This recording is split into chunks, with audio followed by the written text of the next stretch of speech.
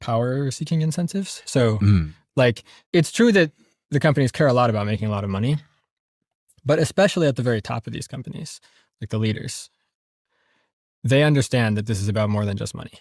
You know, there are these emails that came up in, the lawsuit between Musk and OpenAI. A bunch of emails were surfaced in that lawsuit, which you can go read. And in some of them, the founders of OpenAI were talking back in like 2017 about how the reason why we made OpenAI was because we were worried that Demis Hassabis at Google was going to become dictator with AGI. Even back then, this is obviously about more than just money.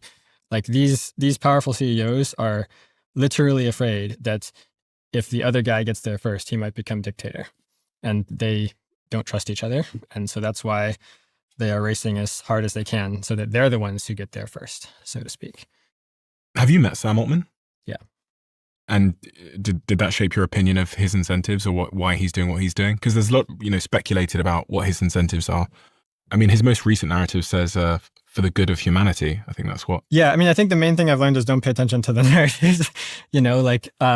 What they say to one person is just different from what they can say to some other person at the same time. And what they say in public is a third thing entirely. I think you should judge people by their actions, not by their words. And why are you no longer at OpenAI? Largely for the reason that I mentioned. So I became gradually disillusioned with how the company was going to behave. For example, when I first joined in 2022, at least the people I talked to, my colleagues at the company, there was this general sense of like, of course, we wouldn't actually just build super intelligence as soon as possible. Once we started getting really close, like once we started getting to AIs that could maybe automate the AI research process, we would pause and figure out how to make it safe. That's because we're the good guys, and that's obviously the safe thing you should do rather than just going full speed ahead. But we're worried about other people who might not pause, our competitors, Google, for example. And so that's why we need to be in the lead so that we have that room to do the safe stuff, right?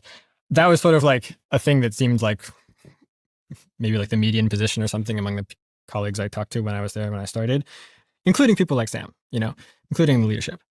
And then by the time I left, I was like, oh man, they're really not going to do that, are they?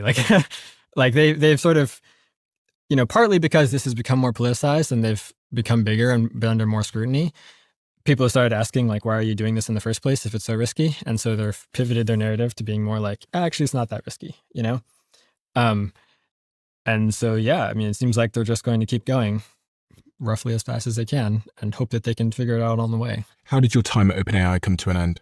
I resigned in 2024. I had a nice goodbye party. What were the reasons you gave for quitting OpenAI? I thought that we were rationalizing too much and that we needed to think